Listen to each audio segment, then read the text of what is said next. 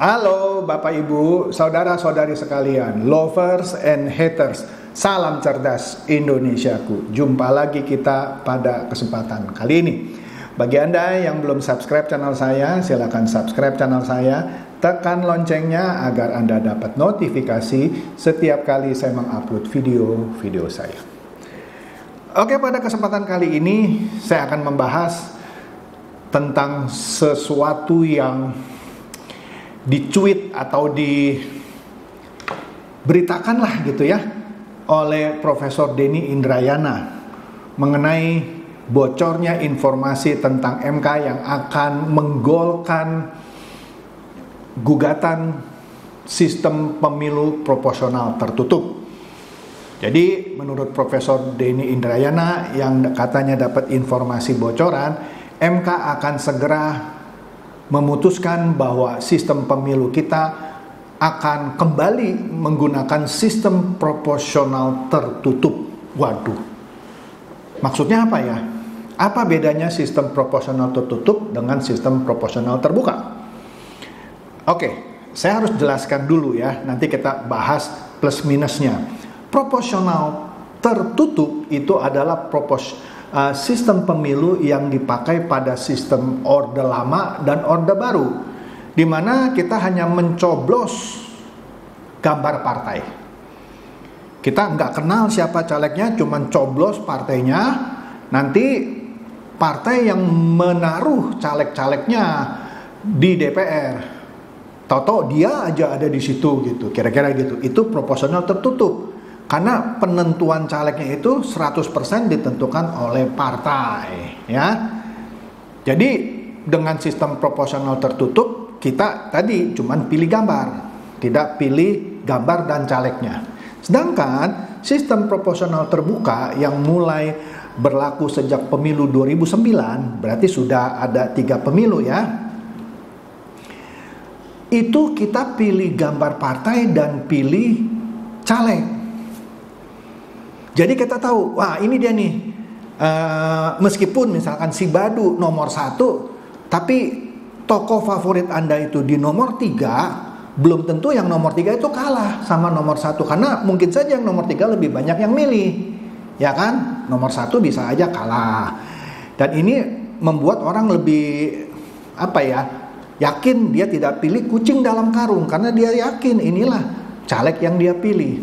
Meskipun sistem proporsional terbuka ini juga bisa karena kita nggak kenal caleg-calegnya, cukup coblos partai. Oke? Tapi kalau kita kenal calegnya, siapa tahu itu saudara kita, ayah kita, ibu kita, ya kita pilih gambar calegnya juga. Ya itulah proporsional terbuka. Jadi sistem proporsional terbuka seperti yang saya sudah katakan sudah berlaku sejak pemilu 2009. Ya. Nah, tetapi kita tahu kan sekarang ini sedang digugat. Ada yang minta dikembalikan ke sistem proporsional tertutup lagi, gitu ya.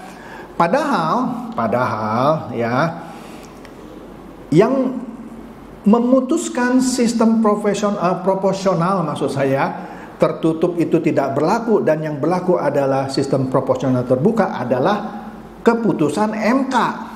Mahkamah Konstitusi pada Desember 2008 membuat suatu keputusan ya bahwa sistem pemilu yang berlaku di pemilu 2009 adalah proporsional terbuka, coblos gambar partai dan calegnya. Jadi MK sendiri ya yang di tahun 2008 yang memutuskan untuk menggunakan sistem pemilu proporsional terbuka. Jadi kalau menurut saya ya, kalau benar apa yang dikatakan oleh Profesor Denny Indrayana itu terbukti, ini agak lucu. Karena MK di tahun 2008 itu yang memutuskan sistem proporsional tertutup yang cuma coblos partai itu tidak berlaku, digantikan dengan proporsional terbuka, coblos partai dan coblos caleg. Tapi kalau tahun ini MK membuat keputusan yang 180 derajat berbeda, jadi seakan-akan mengembalikan lagi sistem proporsional tertutup. Ini lucu. Lembaga yang sama membuat dua keputusan yang berbeda untuk suatu masalah. Ini kan lucu ya. Ya itulah Indonesia Raya ya. Boleh dong saya berpendapat seperti itu ya. Nah, jadi sekali lagi MK sendiri yang memutuskan di tahun 2008 sistem proporsional tertutup tidak berlaku, digantikan proporsional terbuka, coblos partai dan caleg. Nah, kalau sekarang MK kembali lagi ke proporsional tertutup, ini ada yang aneh. Oke deh. Itu dulu ya mengenai ini, nanti kita tetap bahas apa itu plus minusnya dari masing-masing sistem. Nah, kita lihat ini di CNN. Di sini dikatakan PDIP ngotot, ya. Nah, di sini katanya mengapa PDIP ngotot dorong sistem pemilu proporsional tertutup? Ya, CNN bilang begitu, ya. Nah, kenapa? Dan uniknya hanya satu partai, yaitu PDIP yang ngotot untuk kembali ke sistem proporsional tertutup. Cuman coblos partai, tidak coblos caleg lagi. Kenapa? Kenapa PDIP mau kembali ke sistem yang lama gitu, ya? Nah, nanti kita lihat ya di bagian akhir, makanya jangan di skip video saya ini. Ada sejumlah penuntut, tapi dua diantaranya, yang satu adalah kader dari PDIP, yang satu lagi justru dari kader Nasdem yang menggugat sistem pemilu proporsional terbuka. Mereka menggugat supaya dikembalikan lagi ke proporsional tertutup, ya. Nah, jadi wacana ini ya atau gugatan itu ya diluncurkan sejak tahun 2022 katanya ya. Karena PDIP menganggap sistem proporsional terbuka atau juga mencoblos anggota legislatif itu menelan ongkos pemilu yang mahal. Benar sih, kalau Anda cuma coblos gambar partai gitu ya, ongkosnya kan murah karena kertasnya simple, nggak harus berlembar-lembar yang ada lembar besar gitu yang ada nama-nama caleg. Betul, ongkosnya bisa lebih murah. Tetapi keterbukaan siapa calegnya nanti yang akan duduk itu Anda nggak tahu. Seperti Anda beli kucing dalam karung. Anda cuma percayakan ke partai. Padahal bukan itu pilihan Anda. Nangkep ya? Dengan proporsional terbuka, misalnya ada 10 nama calon. Di situ ada orang tua Anda misalnya. Pasti Anda pilih dong orang tua Anda. Nah, dengan tertutup Anda nggak bisa milih lagi. Anda cuma pilih gambar partai, nanti partai yang menentukan. Bisa-bisa ayah Anda, ibu Anda, saudara Anda nggak masuk. Karena partai yang punya kuasa untuk menempatkan calegnya nanti. Nah, itu kelemahan dari proporsional tertutup. Oke? Nah, jadi sambil jalan ya kita bahas kelebihan dan kekurangan. Nah, sedangkan proporsional terbuka betul menelan ongkos yang lebih besar karena kertas suaranya itu harus ada gambar-gambar caleg. Ya, dan agak repot. Itu betul sih, tapi kan sudah dilakukan dalam 3 pemilu terakhir ya. Nah, dengan proporsional terbuka itu kita punya kebebasan milih caleg mana yang kita suka selain partainya, bener dong? Jadi kita tidak lagi memilih kucing dalam karung. Kalaupun Anda nggak kenal caleg-calegnya itu, oke, cukup coblos gambar partai, ya. Oke. Nah, jadi di sini katanya dari 9 partai politik yang ada di parlemen, kan cuma ada 9, ya. Cuman PDIP yang ngotot kembali ke proporsional tertutup. Sedangkan yang 8 menolak, tetap yang terbuka yang harus berjalan gitu. Nah, lanjut dulu Dani ya, nanti kita lihat lagi kekurangannya atau kelemahannya. Di sini Detik News juga memberitakan kecuali PDIP, 8 fraksi DPR tegas tolak pemilu coblos partai saja ya. Nah, kalau di medcom.id, PDIP tetap dorong sistem pemilu proporsional tertutup. Oke? Nah, sekarang yang menariknya adalah sejumlah caleg sudah didaftarkan ke KPU kan, dan sudah selesai proses pendaftarannya itu ya, dan prosesnya sedang berjalan, akan diverifikasi dan segala macam. KPU rasanya sudah mulai bekerja. Bayangkan nggak, KPU sudah mulai bekerja, ya menyeleksi caleg-caleg yang mendaftarkan diri.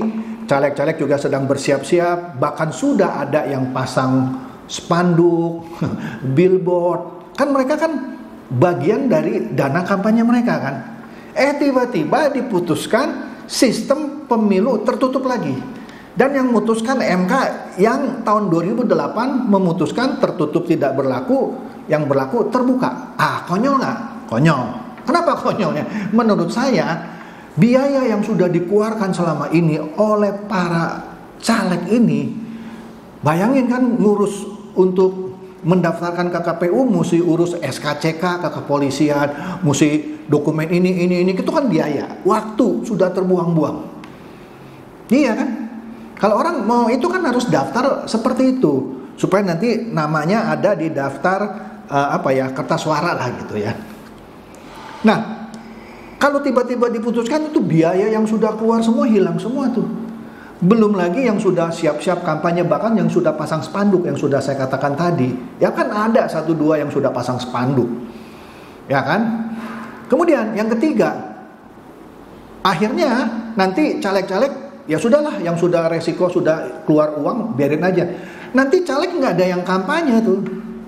Nah, dengan proporsional terbuka, salah satu keuntungannya caleg yang mau dipilih harus aktif kan. Satu, pasti harus dikenal oleh masyarakat nih, saya calon anggota DPR mewakili daerah ini gitu ya. Apa yang Bapak Ibu mau. Nah, kan ada kesempatan seperti itu. Itu nanti hilang. Kembali ke zaman Orde Lama dan Orde Baru. Anda nggak perlu tahu itu siapa calegnya, yang dari DKI, yang dari Bekasi, yang dari tempat lain-lain, nggak ada. Dan Anda nggak tahu, tiba-tiba ada colok partainya, nanti di anggota DPR-nya dia aja gitu, yang belum tentu Anda kenal juga. Itu kelemahan proporsional tertutup. Oke? Nah, di sini kita lihat ya, asal mulanya nih ya. Ini berita di Detik News 17 November 2022 ya. Para penggugat undang-undang pemilu ini ya, yang menggugat sistem proporsional terbuka itu menyatakan sistem proporsional terbuka memunculkan caleg menjual diri. Ya, maybe yes, maybe no. Tentulah caleg itu harus jual diri dong. Tanda kutip ya, yang positif. Dalam arti kata kampanye. Kampanye kan menjual diri. Akulah caleg yang bagus gitu kan. Walaupun bisa saja kampanyenya itu asal kampanye gitu ya. Tapi nggak salah, itu kan kampanye namanya. Presiden juga, calon presiden juga kampanye, calon wakil presiden juga kampanye. Nah, di sini menariknya. Nah, sejumlah kader parpol dan juga anggota masyarakat. Nah, ini yang saya bilang tadi, menggugat ke Mahkamah Konstitusi. Yang mana Mahkamah Konstitusi ini di tahun 2008 sesuai dengan berita sebelumnya justru yang membatalkan sistem proporsional tertutup dan memberlakukan sistem proporsional terbuka. Nah, sekarang proporsional terbuka yang sudah diputuskan oleh MK digugat lagi ke MK untuk dibatalkan dan diberlakukan lagi sistem proporsional tertutup. Makanya Profesor Denny Indrayana yang tadi ya mendapatkan informasi bocoran, sepertinya MK akan memutuskan sistem proporsional tertutup lagi. Ini kan kacau gitu ya. Oke deh, jadi di sini ada berapa orang nih ya? Ada 6 orang yang menggugat. 2 pertama saja dah yang saya sebutkan. Yang pertama Demas Brian Wicaksono, pengurus PDIP cabang Probolinggo, ya. Yang kedua Yuwono Pintadi, anggota Partai Nasdem, walaupun sekarang Nasdem sendiri menolak sistem proporsional tertutup. Kemudian yang nomor 3 Bacalek 2024 tapi nggak tahu nih dari partai apa. Kemudian 4, 5, 6 itu warga biasa ya. Jadi mereka menggugat sistem proporsional terbuka ini ya. Nah, jadi mereka seakan-akan mau minta otoritas partai itu dikembalikan. Jadi partailah yang punya hak untuk menempatkan caleg, bukan masyarakat. Kan kalau terbuka kan masyarakat yang milih kan. Tapi dengan tertutup haknya partai. Mau taruh siapa kayak gitu. Nah, dengan proporsional tertutup, maka kedaulatan partai itu jadi kuat. Jadi orang-orang yang vokal di partai itu bisa saja enggak ditempatkan.